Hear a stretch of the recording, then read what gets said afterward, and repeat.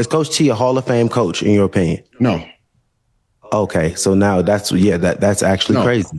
Okay, yeah. So we're the just thing I can't give him a Hall of Fame coach for is because he hasn't made disciples. You're telling me you're a Hall of Fame coach, but no one has followed you. No one has went down the line with you. That can't be the thing. He's the only coach that has coached this long and does not have a tree, bro.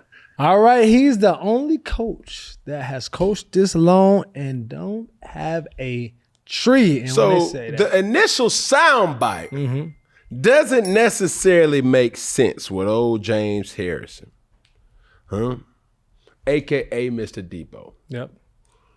But it's something to consider because when you look at great coaching, the name that everybody would easily say in this modern day, would you say Nick Saban's a great coach? For sure. Would you say Bill Belichick's a great coach? Yes, sir. When you look at those guys as great coaches and you look at their coaching tree, what do we find out and what do we see? All right. Coach Saban's coaching tree. You got coaches that have coached up under him like Kirby Smart, Jimbo Fisher, Lane Kiffin, Dan Lanning, Mark D'Antonio, Steve Sarkisian, Kurt Cignetti, Mario Cristobal, Billy Napier, Mike Loxley, Will Muschamp, goodness gracious, Derek Dooley, Jeremy Pruitt, Butch Jones, Pat Shurmur, Jim McElwain. List of all type of great offensive mind, defensive mind, just coaches all throughout. Bro, he got a list. Then you got coordinators like Kirby Smart, Lane Kiffin, Jeremy Pruitt, Steve Sarkisian, Bill O'Brien, and Pete Golden. Whether defensive side of the ball, offensive side of the ball, the guy gets it done. Now, another head coach that we believe is a Hall of Famer and know to be a Hall of Famer is Bill Belichick. Yep. Who coached up under him?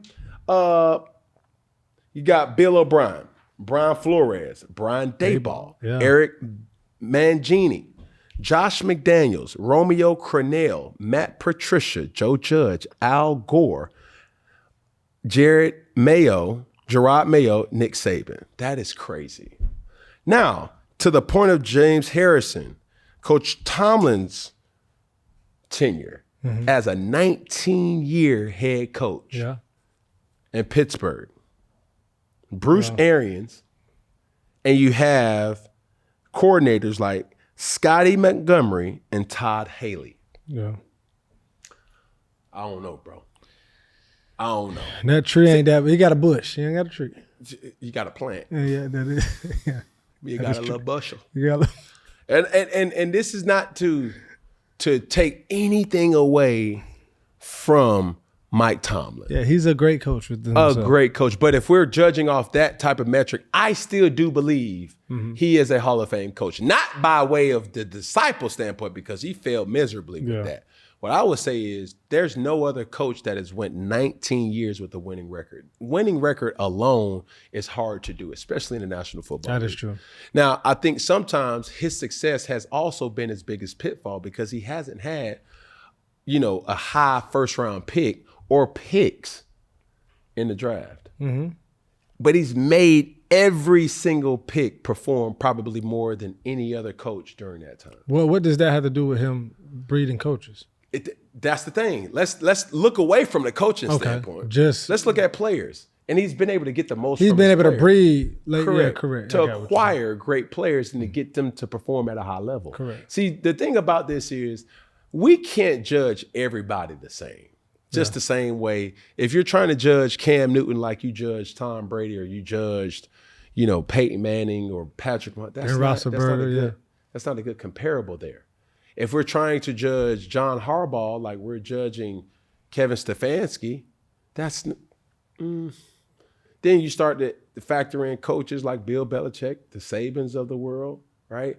That's a bad comparison. You got to go to the coach's genre of coaching and then what made that coach great or even that player great. And that's just something to think about. Golly, so Cam, do you see him being in the Hall of Fame, Mike Tomlin? Yes.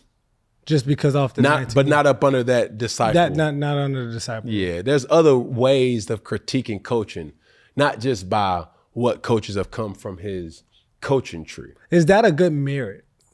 It's something to consider. Yeah. It's something to definitely consider, but at the same time, that's not a one-all be-all type of dynamic. Because them coaches, he don't give a damn about them damn coaches, or should he shouldn't give a damn, because we're talking about my career. There's only one of us that's gonna get in the hall. They don't do it as a group effort. I'm trying to tell you, bro.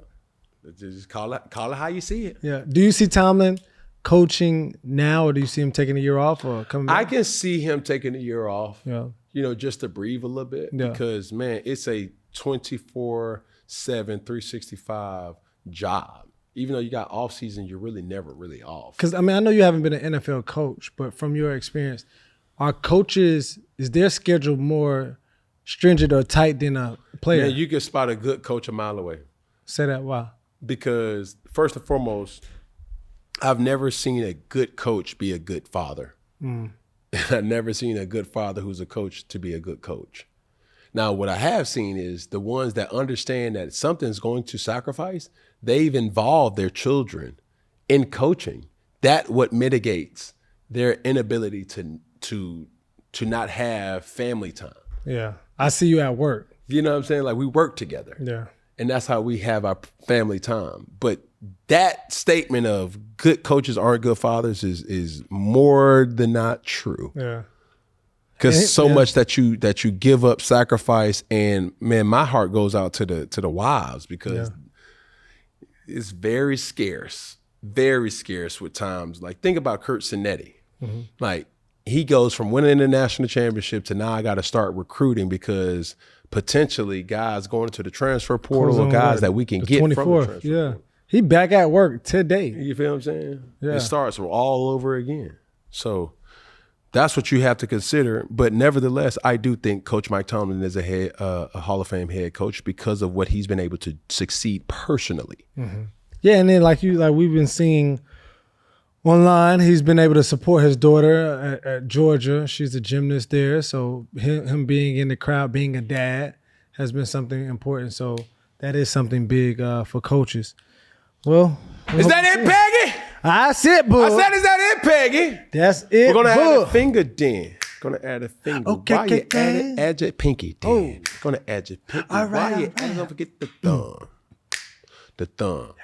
All together. One love. You dig? And that's all right.